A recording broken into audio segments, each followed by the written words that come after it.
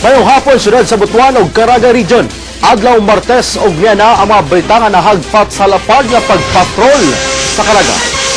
Tingtaas og 88 sentimos ang power rates sa Agusan del Norte Electric Cooperative. Giduagan pa sa 5 pesos nga fixed monthly charge sa residential og 134 pesos hangtod 269 pesos sa commercial. Wala kaagwanta ang publiko nga konsumador sa kuryente sa pagbagot-bot hilabi na nga sige brownout. Anaw report.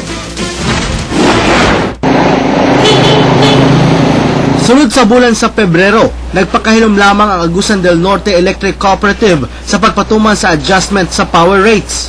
Gani human giaprubahan sa Energy Regulatory Commission ang bagong pagtaas sa bayaran sa kuryente, din mukabat na sa 88 sentimos ang effective rate sa power rates.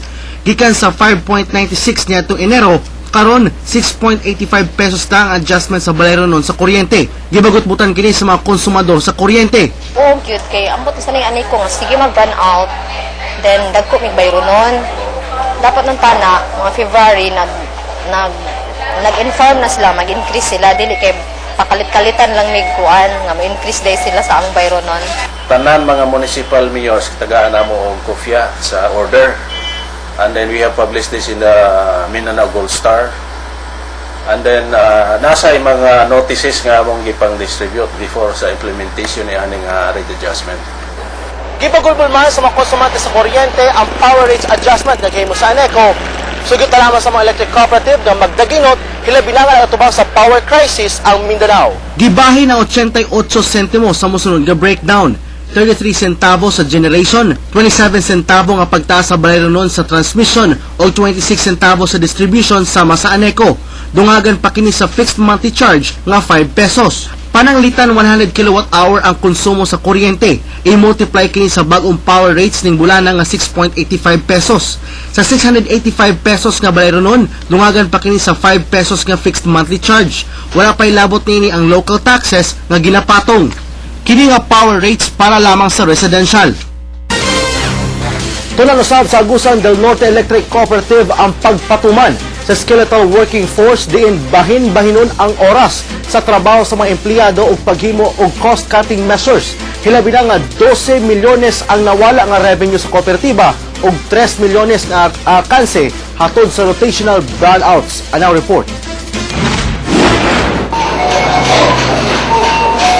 12 milyones na ang nawalang kinitaan sa Agusan del Norte Electric Cooperative ug 3 milyones pesos usab ang alkanse hatod sa rotational brownout nga gipatuman Lukop Agusan del Norte. Busa tun-an sa ANECO ang pagpatuman sa skeletal working force aron dili samot malugi ang kooperatiba. Planong himong tag-upat ka adlaw na lamang ang trabaho sulod sa usa ka semana ug minosan ang gasto sa pagbiyahe ug lain pang cost-cutting measures. Para ma-sustain ang operation, so naay siguro ay paghahimuon natong austerity measures like pag-reduce sa cost, no? Travels, and then usa na gani nang nagplano mi nga ang among trabaho na lang mi 4 hours, 4 days a week. Pwede mi may reports at least na ay 1 day a week nga walay bayad. Uyon usab ang mga trabahante sa maong pamagi. Mas mayo siguro na para makasurvive po ng koopa. Okay na. Okay na.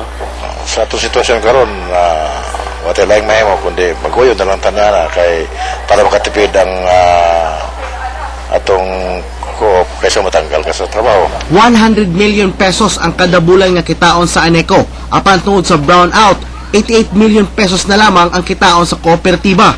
Kuhaan pa kini sa 20 million nga ginabayaran sa NGCP og 60 million sa Napocor.